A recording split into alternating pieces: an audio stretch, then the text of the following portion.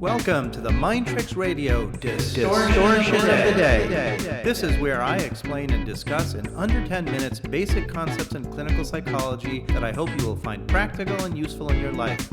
Thanks for tuning in. Hey there, Mind Tricks Radio fans. I'm Dr. Aaron Kaplan, clinical psychologist, and today I'm talking briefly about a common cognitive distortion that causes us much more grief than any of us need. Jumping to conclusions. The reason why jumping to conclusions can be such a problem is it can cause you to make rash or wrong decisions based on a lack of accurate information. You make assumptions based on limited information and then react, without thinking things through or getting all the facts. And often, the result makes life way more difficult for you than necessary and for others around you. If only you had your facts right, you'd very likely reach a different conclusion. Time for some examples. You get a letter from the IRS.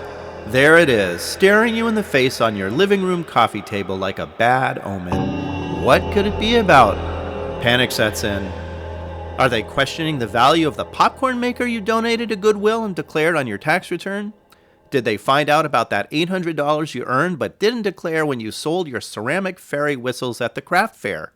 Or how about the cell phone you wrote off for your business and declared you only used it 25% of the time for personal use, when actually you probably used it more like 35% of the time?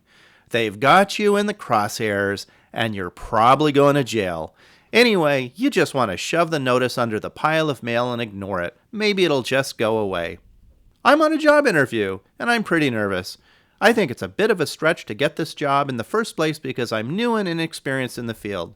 The interview asked me if I'm proficient in a software application that I don't have any experience with. Flustered, I tell her no. She also asked me about other software applications. I have some experience, but not as much as she made it seem that I need in order to get the job. By the end of the week, I don't hear anything back from her. And you know what? It's not fair for her to pass on me just because I don't have the software experience she was asking about. It wasn't in the job description, and I'm going to send her an email about how unfair the process was. I'm feeling a little under the weather, low energy, a bit nauseous and dizzy, and a poor appetite. I go to the doctor and she does some tests. The next morning, I get a message from the doctor's office. Please call at your earliest convenience. What's the first thing that goes through my head? I'm gonna die! It's never a good sign when the doctor calls, right? Let's try one more. I posted a photo of myself on Instagram that I took at the top of a mountain I hiked, and nobody liked my post. This hike was a real accomplishment for me. It's the first strenuous hike I've done since I had my baby, and it meant a lot to me. People must just think I'm bragging, self-indulgent, or they're just jealous of me for being a mountain-conquering mama just 2 weeks after having a baby. Or else they just don't care about me. I would have thought at least my closest friends would have liked it. You know what? If they're not going to like my post, I'm not going to like theirs, so there. The problem with all these scenarios is that we don't have all the facts. We're making assumptions about what's going on inside other people's heads without knowing for sure, whether it's the mind of a friend, an interviewer, a coworker, or an IRS agent. When my patients jump to conclusions, I like to ask, how do you know this is what so-and-so is thinking about you? What is your evidence to prove it's true? If they answer, it just seems like it, or I have a feeling that's what's happening or what's going to happen, I say, that's not good enough. It's too vague and you're making an assumption without knowing all the facts. Let's get back to the examples. So the IRS is after you, huh? Some menacing, diabolic IRS agent is sitting in a dark, dank, dingy room, cackling maliciously as she imagines you reading the letter and trembling in fear. Well, that's a pretty big leap. The IRS sends letters out all the time for all sorts of reasons, and usually it's not to catch someone red-handed and lock them up in the slammer. I've personally received several IRS notices in the past year, all informing me of a change of address status. When I try calling to ask to stop sending the notices, I can't get a live person on the phone. So your letter was probably auto-generated by a computer, not Agent Evil. In fact, if you had committed such an egregious crime, your house probably would have been stormed by federal agents by now, and not by a nondescript letter. It's possible you may owe some money because of some sort of an error, but the amount could be as low as a few dollars. But guess what? You'll never know the truth if you don't open that letter and find out. And what's more, by avoiding it completely, you might make matters worse, because what might have been a few dollars in taxes owed could turn into 100 with penalties and interest if you avoid it for too long. The job interview. I'm convinced the interviewer didn't like me and was heckling me about my software skills to justify not hiring me. When Friday rolled around and I didn't get a call, this was my piece of evidence that validated my impression. But how do I know it was really going on inside her head? Maybe she was asking these questions to get a sense of what kind of on-the-job training I might need so she could put in a request with her company for the training.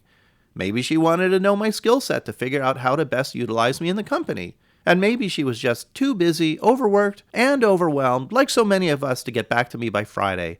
But I feel so anxious, distressed, and upset that I need to preemptively send her an email telling her my feelings. And so what do you think? How's that going to go over? Perhaps she didn't think I was right for the job, but had another opening coming up she was considering me for. If there was still a chance of being hired, or a chance of a future position with her, I just harpooned it. So the doctor's calling to deliver bad news. My number's up, my goose is cooked.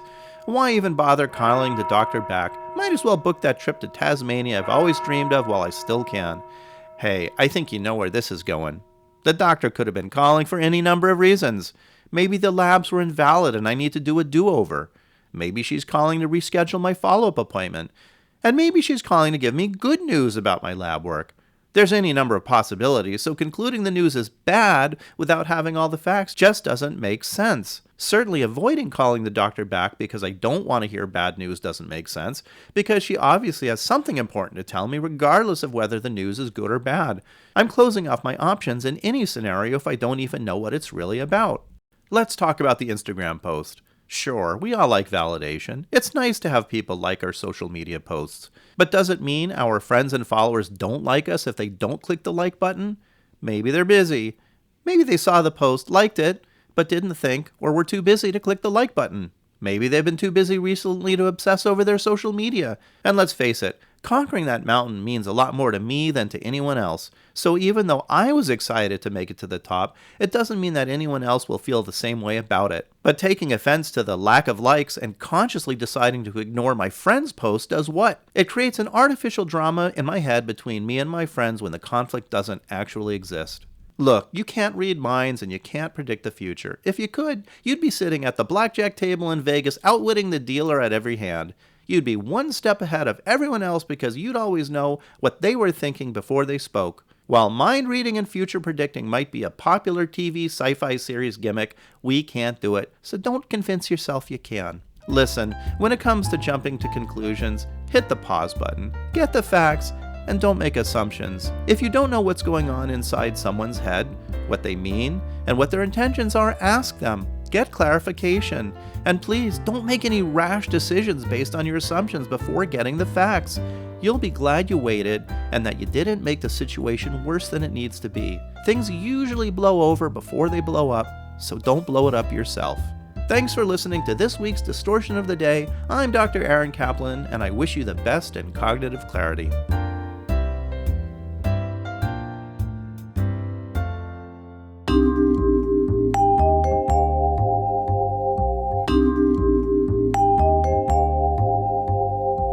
Thank you for listening to Mind Tricks Radio. I hope you have enjoyed the program. For more information about Mind Tricks, you can go to my website, www.waikikihealth.com. Be sure to subscribe to Mind Tricks on your preferred podcasting host to be notified of new episodes of Mind Tricks.